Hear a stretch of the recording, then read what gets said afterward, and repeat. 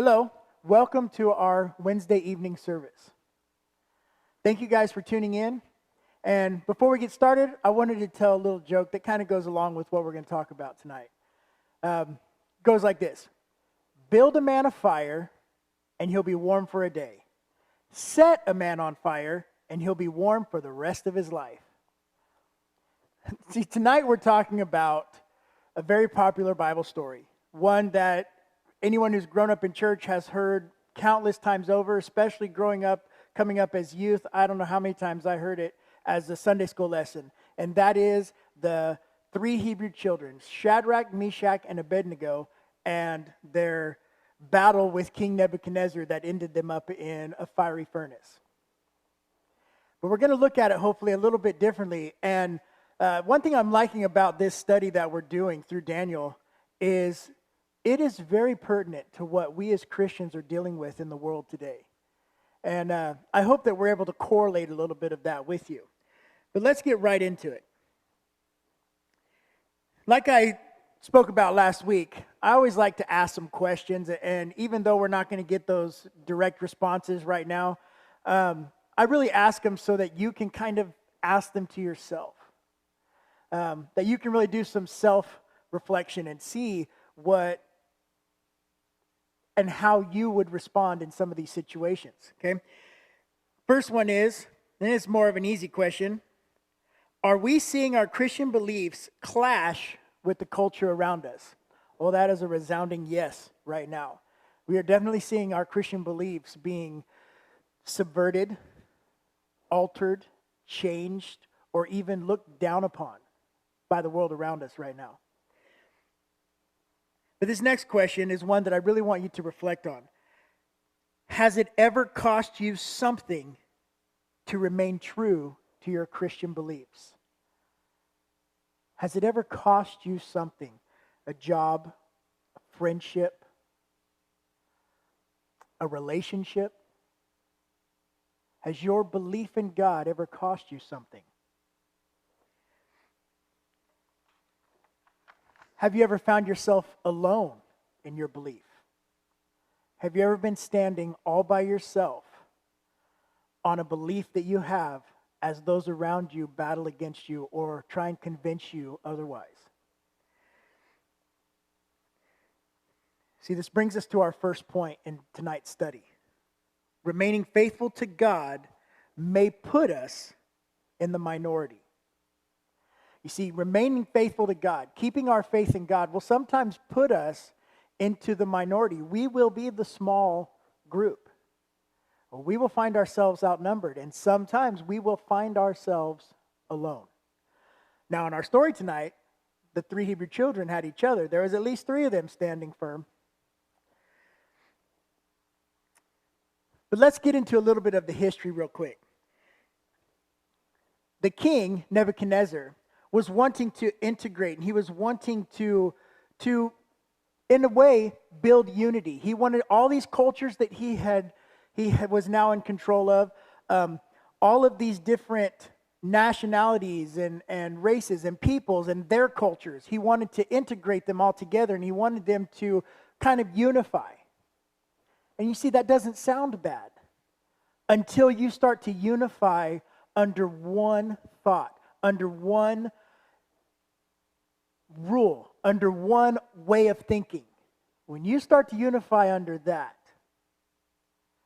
and it goes against your core Christian beliefs, it goes against everything that you are and you stand for, it can become a problem.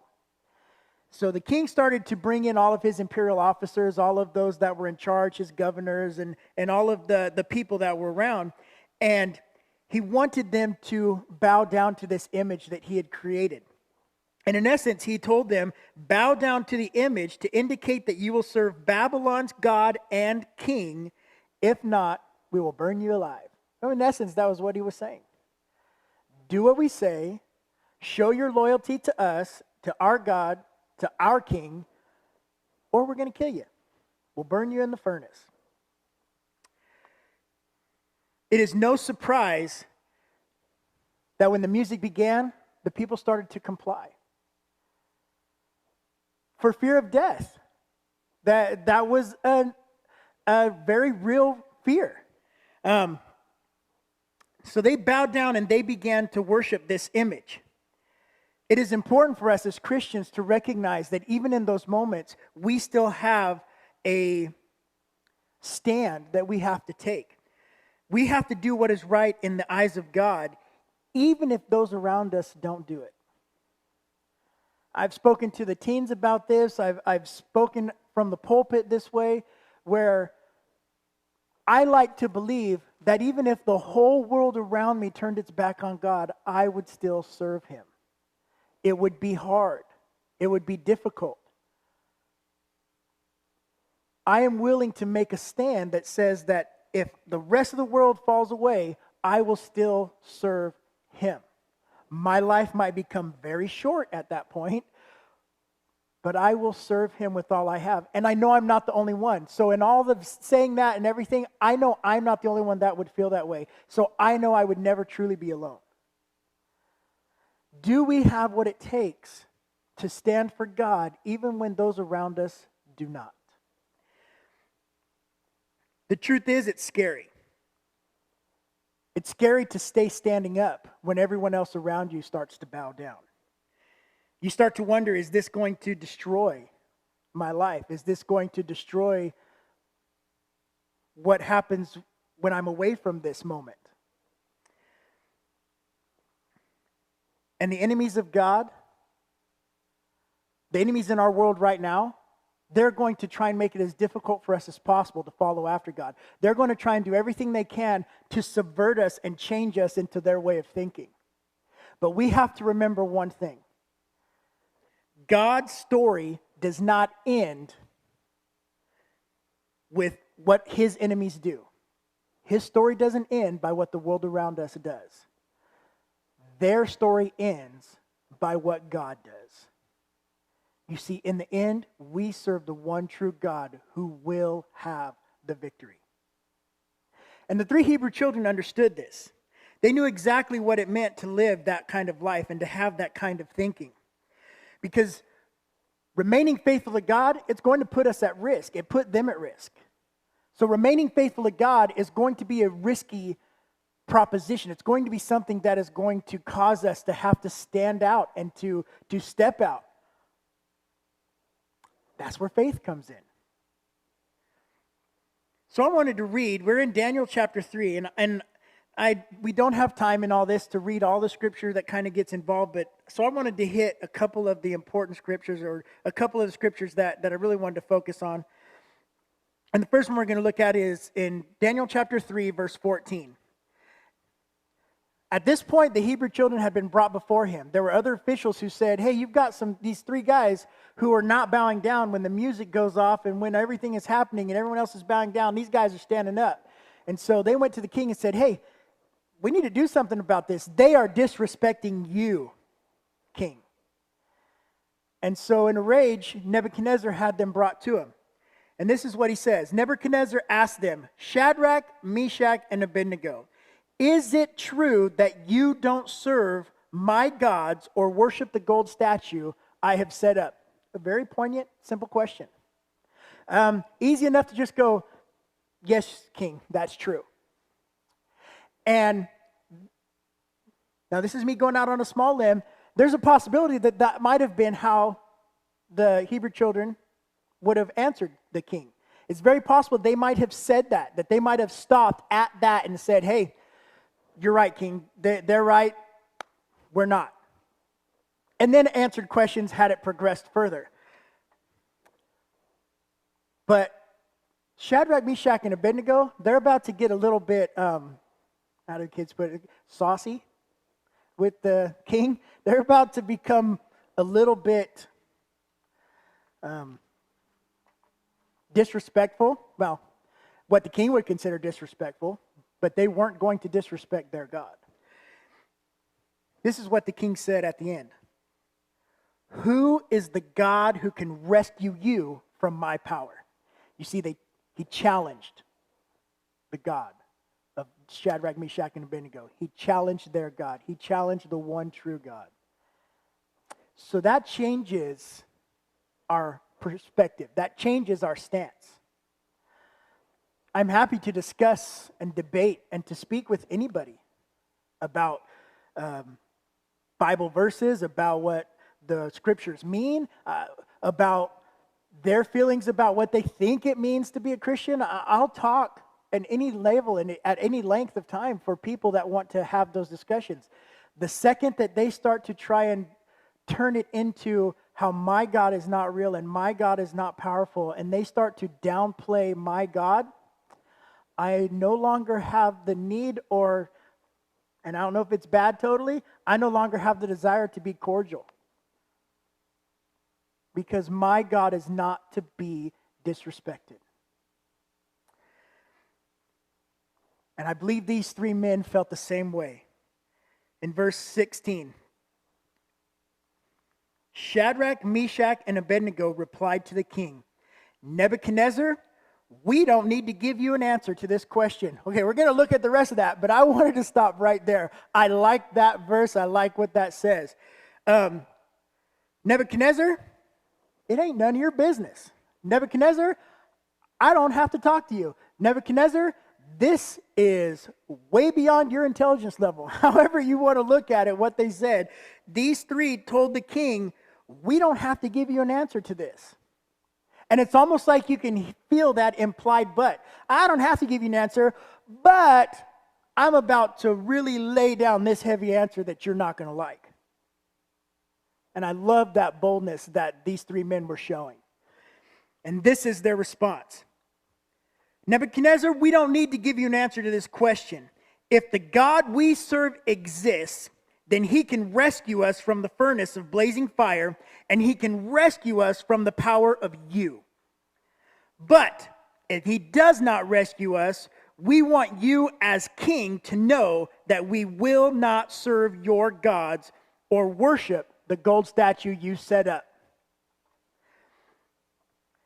Now, we always look at that interaction there, and we see this in the stories and in the children's stories as I was growing up. We would see that was definitely a pivotal point. But we don't always look at that first part there. And that's very important. It's very important. It's good that we understand that God is a God of power and might and love and truth and all the great things that God is. It's also important to understand that just because I'm a Christian does not mean I'm going to have a perfect life.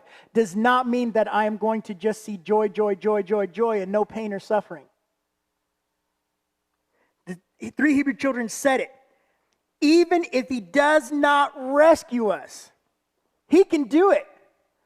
That's where faith comes in. Faith comes in by saying, I know my God can do it. I know my God can deliver me. I know my God can answer that prayer. I know my God can protect me.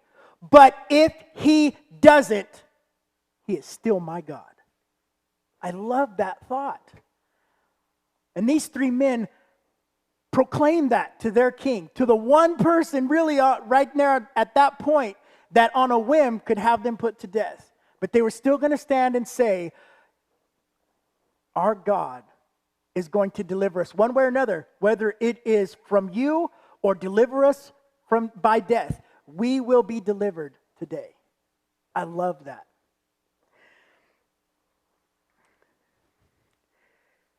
It brings to mind something that happened really recently. There was a San Francisco Giants relief pitcher. His name is Sam Coonrod, who in the beginning of the MLB season, as they were turning it from being actually about baseball and into politics, there was a moment on the field when everyone on both sides of the field were kneeling. And he was the only one who stood. He stayed standing and never knelt. And it caused a big backlash over social media. It caused a lot of discussion, a lot of angry texts and tweets thrown at him. But this was his response. I believe I can't kneel before anything but God. I feel if I did kneel, I'd be a hypocrite. He took a stance for his God when everyone else around him was bowing down and following suit, he stood for his God. That's an awesome thought. And that's an awesome example of something, even in our current climate, of someone standing for their God, for the one true God. Now, we all know the rest of the story, so I'll jump through it real quick. Immediately after this, the king became enraged because of how they were speaking to him. He tossed them in the fire. Fire so hot that it actually killed the men who threw them into the fire. And then he goes and he starts looking around and sees that inside the fire is 4 people walking around, not just the 3 that were thrown in. And as much as I would love to kind of really get into that and even dwell on that one thing, I want to take this to the final step of our lesson tonight. You see, remaining faithful to God is going to allow us to be a witness to the world around us. Can you imagine what happened after they came out of that fire? Can you imagine once they stepped out, the questions that were given to them? How long, weeks, months after this happened, when someone new would come across them on the street and want to know about what happened? What did it feel like? Was it hot? Did you actually feel the heat? Was it weird walking around in there? And could you see anything through the flames? And all of the things that might arise in that question. But there's one question that I have. And even though we have no biblical record of it, I'm almost positive that once they were talking to Daniel about this and what happened, Daniel probably had the same question. And the question that I would ask and what I would want to know is, when you were in the furnace and the Lord was walking around with you, did he say anything? Was there a conversation as you stood in the fire? And the reason I want to ask that question is because many times we are in that fire. Many times we are standing in the midst of that furnace. That risk that comes by standing, that moment when we're by ourselves and when no one around us is standing with us, we're in that fire. We're in that furnace. Are we taking that as an opportunity to still have a conversation with God? Are we taking that as a chance for us to communicate and to talk with God and to see where we can go from here? If this fire is not going to kill me, if being in this furnace is not the end of my story, help me to find the next step. Help me to turn the next page. Help me to go to the next chapter of my life. And help me to take this with me so I can change the world around me.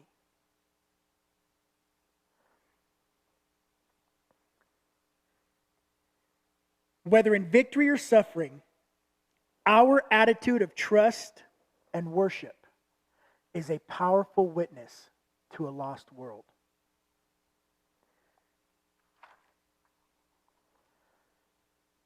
We have a story to tell. And sometimes we get to stand in the midst of our brothers and sisters and tell a story of encouragement and of love, even stories of suffering and sorrow. And sometimes we have to stand by ourselves and we have to tell those same stories. Are you willing to let your life, to let your joy and your suffering, are you willing to let your life be a witness to the world around you? Remaining faithful to God may put us in the minority. Remaining faithful to God may put us at risk. But remaining faithful to God will always be a powerful witness to those around us. Go into the world, be a witness, shine His glory. Let Him deliver His glory. Let Him shine His light. Let Him be what the world around you sees. Let your trust, worship, and faith always be in Him and the witness of your life will draw this lost world to him. Let's pray. Lord, thank you for this day. Thank you for this time we've had again to go into your word and to study it out and to just have this opportunity on a Wednesday night to take a break from the other things that we do, from some of us for the busy schedules that we have, and some of us from maybe being stuck at home for another day. Lord, no matter what this world looks like to us right now, you are still on your throne, and you are still God of all. So I pray now that you will bring comfort and peace to our lives, that you will bring healing to the hurt, that you will bring love, that you will bring joy. Lord, that in these moments, in all of these moments, whether it is with someone who is trying to beat down our faith or someone who is trying to show us how their belief is better than ours, help us to stand strong and be firm. Help us to know you as our God and to shine you forth in all that we do. Let us be a witness to the world around us, Lord. Let us be strong in our faith. Let us be strong in our witness, and let us be strong in our prayers and even in our suffering, Lord. Let us be strong and show the world just how mighty you are.